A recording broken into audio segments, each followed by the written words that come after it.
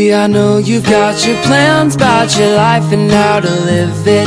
You want two different things, but it's getting hard to pivot. A steady life, but such a bore. Take a risk for something more. What kind of life would you like to be living?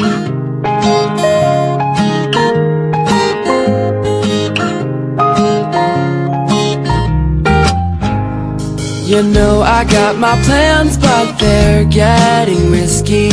Gone for months and months, so you'll really start to miss me. And when I'm on the road, that's when I need you the most. At the end of the day, I just need to have you with me. Sometimes life gets hard when you miss somebody, but they're too far. And it's sad cause no one has our back, but one thing's for sure: the more they tell us no, the more we'll try to make it work.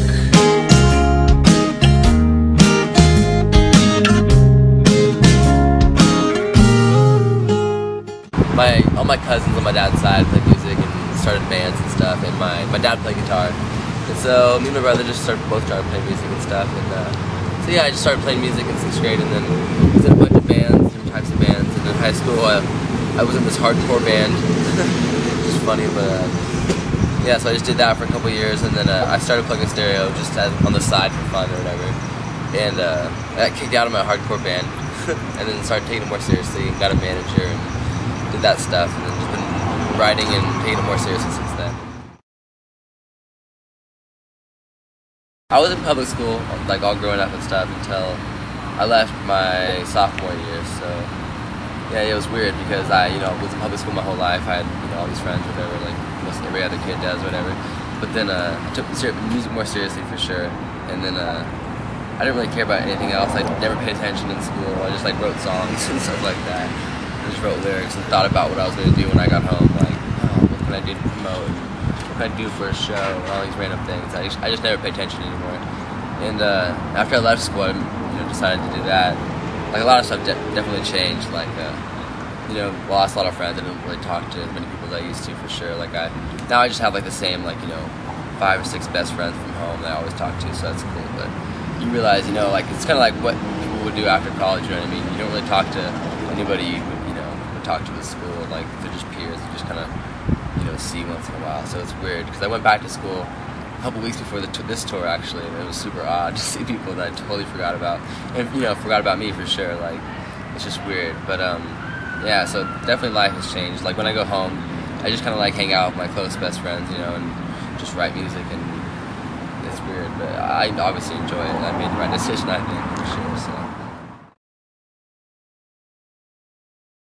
I used to use a lot of autotune, like, so I wasn't comfortable with my voice. I never sang, like, I never considered myself a singer. I just kind of like did it just because I needed to have some lyrics on a song, you know what I mean? In the beginning, I wasn't taking it seriously.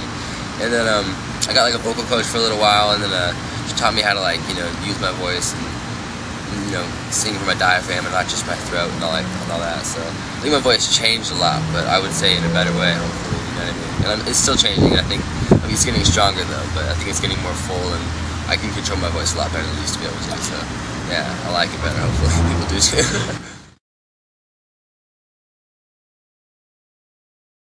So I recorded my first album, Nothing to Something, last December in Springfield, Missouri with Kevin Gates, and we were either going to figure out if we wanted to put it out ourselves, like through the management, or try to find a label. And then the manager sent the songs to Fred, who owns Triple Crown, Fred Feldman. And then he liked him, so we talked more, and then I flew out to New York, had a meeting with them and stuff like that, and it worked out really well, and we liked each other, and it sounded like a good deal, so I signed with them, and yeah, so we're just waiting to put out the album in a couple months, April 12th, so that's when it comes out. I would say that there's definitely a lot of difference between this album that's coming out and EPs and demos that I recorded before. I feel like I spent a lot more time on the lyrics and the structures and music overall. I just spent a lot more time on all the songs for sure.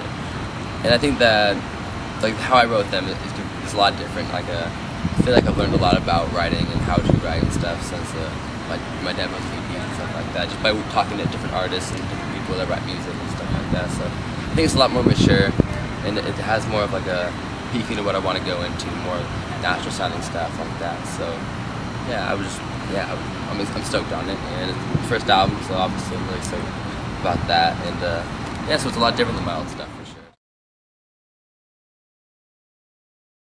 Yeah, so I recorded all the guitar, like I wrote all the guitar, wrote all the vocals and stuff like that, the lyrics and melodies for the most part, like, and you know, the producer would have a couple ideas, like, oh, change this to that or whatever, but for the most part I wrote all that. And so yeah, just got all the structures down. We did the guitar and vocals first, and then we brought in Caleb Dennison from Never Shot Never, the guitarist, to do like drums and bass and different lead parts with piano and things like that. So yeah, it was cool to have him do stuff. And then Kevin Gates, also the producer, had his own stuff with piano and violin and strings and all that kind of stuff like that. Far, and it's sad cause no one has our back, but one thing's for sure, the more they tell us no, the more we'll try to make it work.